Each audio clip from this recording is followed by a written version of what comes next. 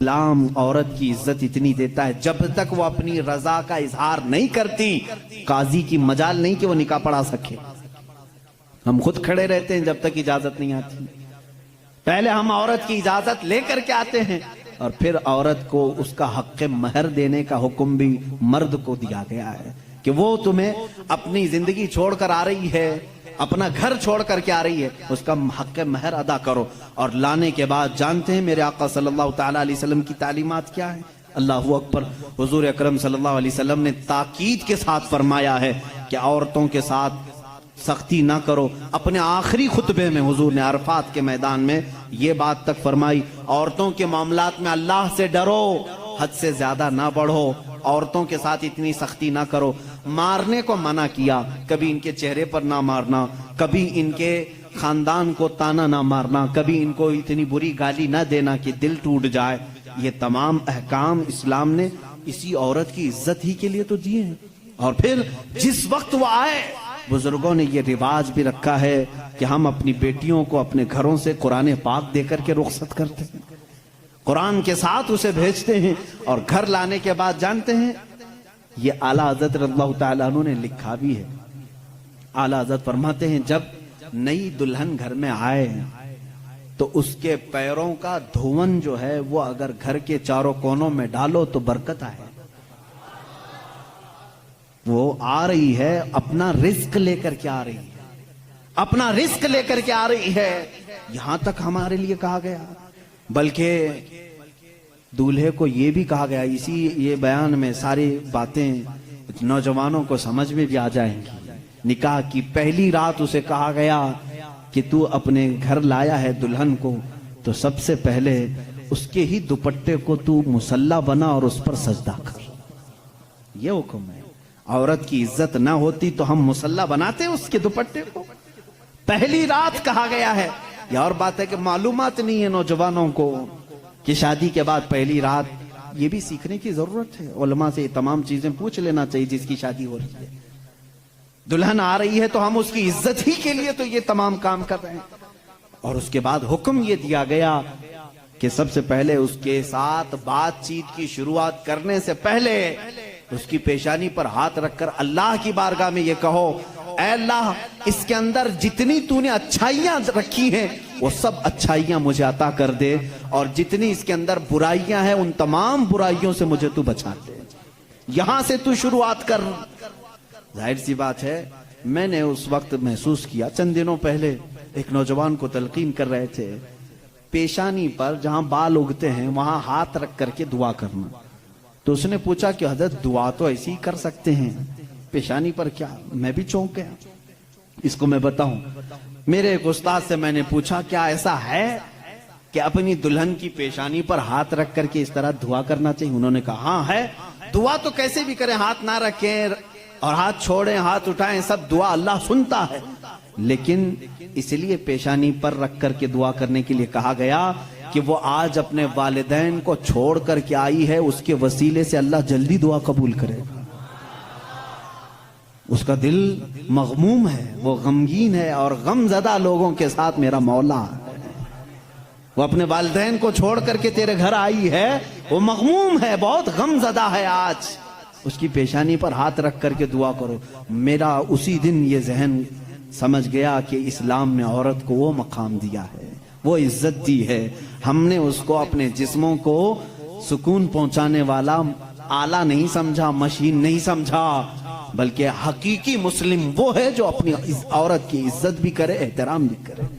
اللہ کے رسول صلی اللہ تعالیٰ علیہ وسلم نے جو فرامین دیے ہیں، عزیزان گرامی وقار، یہ نکاح کے اس سسٹم کو بھی میں آپ کو بتاؤں۔ کچھ تو وہ ہیں جو یہ اسلام کے خلاف بھونک رہے ہیں کہ عورتوں کے اوپر زور زبردستی ہوتی ہے اسلام میں، اور دوسروں کی کیا بات کروں، ہمارے ہندوستان پر بیٹھا ہوا میں کیا بتاؤں، یہ بھی بڑی عورتوں کی،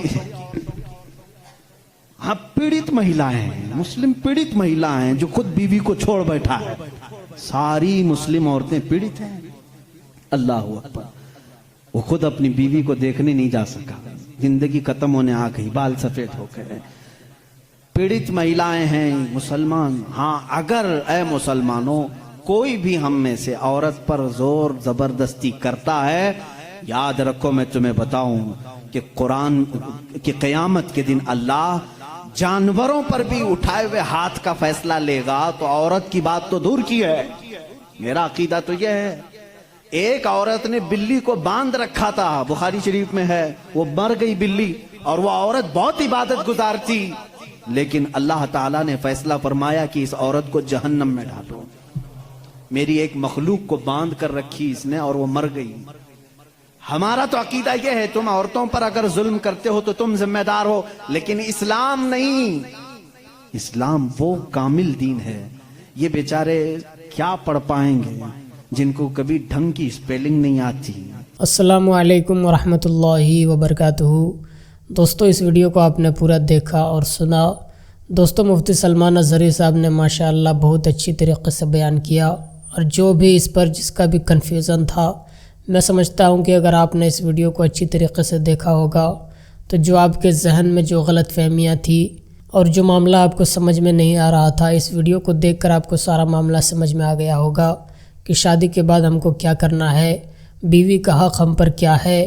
دوستو اسلام بہت اچھا مذہب ہے، ہمیں تمام چیزوں کی جانکاری دیتا ہے۔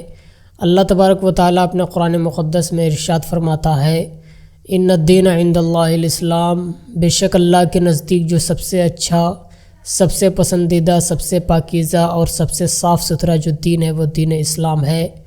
دوستو اسلام ہمیں تمام چیزوں کی جانکاری دیتا ہے اور ہر طرح سے ہماری رہنمائی اور مدد فرماتا ہے، اور ہمیں یہ سبق سکھاتا ہے کہ تم کو اپنی زندگی کس طرح سے گزارنی ہے، کیا غلط ہے، کیا صحیح ہے، کیا حرام ہے، کیا جائز ہے۔ تمام چیزوں کی جانکاری اسلام ہمیں دیتا ہے۔ دوستو اللہ تبارک و تعالیٰ اپنے قرآن مقدس میں ارشاد فرماتا ہے کہ بے شک جو دین اسلام ہے وہ سب سے اچھا مذہب ہے۔ خود اللہ تبارک و تعالیٰ اپنے قرآن مقدس میں ارشاد فرما رہا ہے۔ لیکن دوستو آج آپ سوشل میڈیا کا جائزہ لیجئے، تب جا کر آپ کو پتہ چلے گا کہ مسلمانوں کے خلاف کس طرح کی باتیں کی جاتی ہے، مسلمانوں کو آتنکواد سمجھا جاتا ہے۔ لیکن دوستو اسلام ہمیں یہ سبق نہیں دیتا۔ اسلام ہمیں یہ سبق دیتا ہے کہ تمام لوگوں کے ساتھ اچھا سلوک کرو، بھلائی کا ارادہ کرو، دوسروں کی مدد کرو، جو غریب ہیں ان کی مدد کرو، جو بھوکے ہیں ان کو کھانا کھلاؤ۔ اسلام ہمیں تمام لوگوں کے ساتھ اچھا سلوک کرنے کا حکم دیتا ہے۔ لیکن آپ سوشل میڈیا کا جائزہ لیجئے، تب جا کر آپ کو پتہ چلے گا کہ مسلمانوں کے خلاف کس طرح کی باتیں کی جاتی ہیں، مسلمانوں کے خلاف عجیب طرح کی باتیں کرتے ہیں۔ دوستو میں سمجھتا ہوں کہ اگر کوئی غیر مسلم اسلام کو اچھی طریقے سے سمجھ لے، اسلام کو پڑھ لے، اسلام کو جان لے، اسلام کو گہرائی کے اندر جا کر پڑھ لے، تو میں یقین کے ساتھ کہتا ہوں کہ وہ کلمہ پڑھ کر مسلمان ہو جائے گا۔ کیونکہ دوستو آپ سوشل میڈیا کا جائزہ لیجئے، تب آپ کو پتہ چلے گا کہ کتنے لوگ مسلمان بن رہے ہیں۔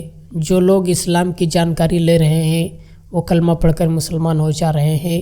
تو دوستو اس ویڈیو پر آپ اپنی کیا رائے رکھتے ہیں ہمیں کمنٹ کے ذریعے ضرور بتائیں، اور اس ویڈیو کو زیادہ سے زیادہ اپنے دوستوں احباب تک ضرور شیئر کریں۔